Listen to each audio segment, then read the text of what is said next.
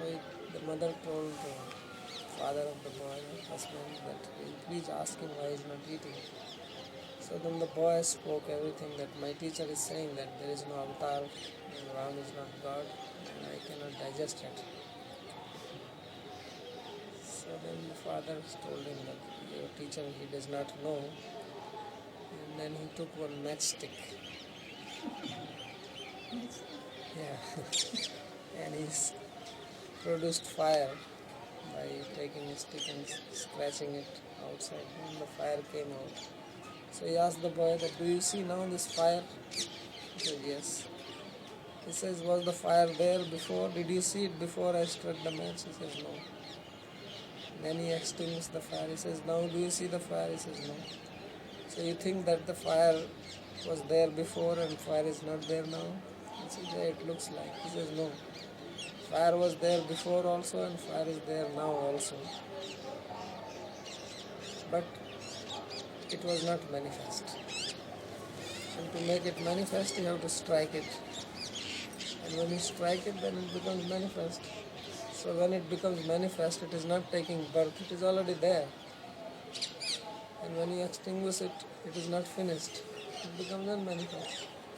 So he says God is like that. He becomes manifest and he becomes unmanifest. So when the boy became very happy, and he had his dinner. So he said fire is everywhere. Anything can burn. But you need a process to burn it. So he says, how other people will have this astikya buddhi or belief in God. For that, Sukadeva Goswami speaks this verse, that Bhagavan sarva bhutesu lakshita swatmana. There are very different meanings to this verse. So Jiva Goswami gives this meaning. He says, Swatmana swachittena pratmam drashta jivo lakshita. So first he says that the meaning of Swatmana is that by one's heart or by one's own intelligence, first of all, it indicates a living being, conscious being. How? Drishyair buddhiyadi. That you have your mind and you can observe it. Mind is observable. So therefore mind is called drishya. So if mind is observable, then there have to be an observer. So by this fact that your intelligence, your mind, you can observe, this proves that there is somebody who is separate or distinct from the mind and intelligence. You can observe it. And that somebody is the living being. He is the conscious being.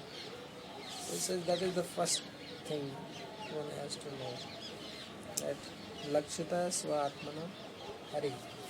How Lord Hari or Bhagavan, Paramatma or God is indicated by everything he is showing us. That if you see these sense objects, then sense objects cannot know themselves. They are known by somebody else. How do you know them? You know them through the senses. So the senses, they are instrumental in knowing the sense object. Therefore senses are different from the sense object. Then you can also observe your senses through the mind. And when you sleep at night, you are dreaming only through the mind. So mind is different from the senses and superior to them. You can see the senses. But you also observe your mind. So there is something beyond mind also. So this way one can understand that there is living being who is separate from all that which can be seen. Whatever you can see is not you, because seer is different from the seen. So you don't see yourself but you see other things, and that seeing itself is proving your existence. And that proves also the existence of the super soul and Bhagavan. He will show this. Tadeva dvedha darshayati. So he brings out two conclusions from this scene. Drishyanam jadanam buddhyadinam darshanam swaprakasham drashtaram vina nagati. He says that all these objects which you observe, they are all inert. And inert objects cannot know themselves.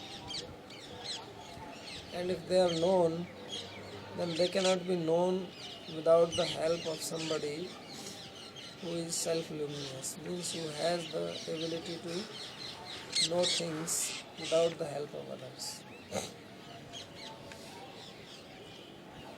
So this proves that there is a seer, and that seer is not dependent on anything because he sees.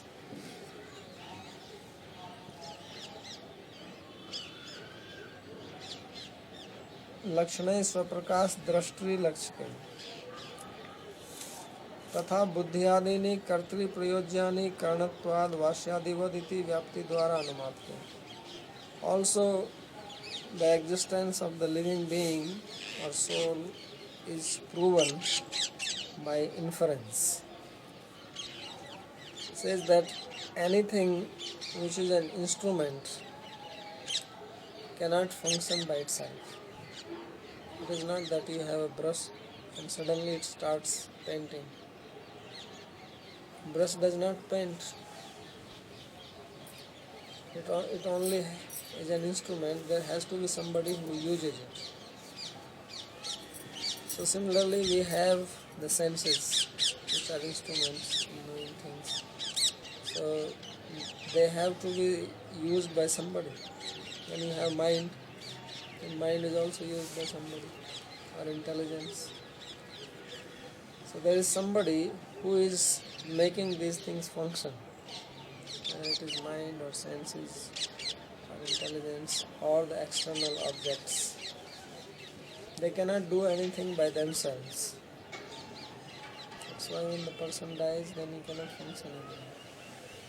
So this proves that there is somebody who is controlling them, who is making them function.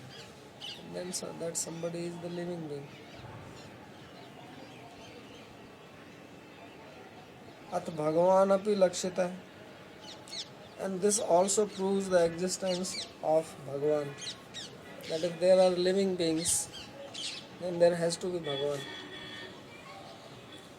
What is the proof in that?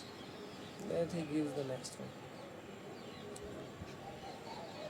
He says, Kena sarvabhutesu sarveshu teshu drashtrisu pravishtena swatmana swansrupena antaryamina. Adau sarvai drashtibhir antaryami lakshita tatastena bhagavanapi lakshita.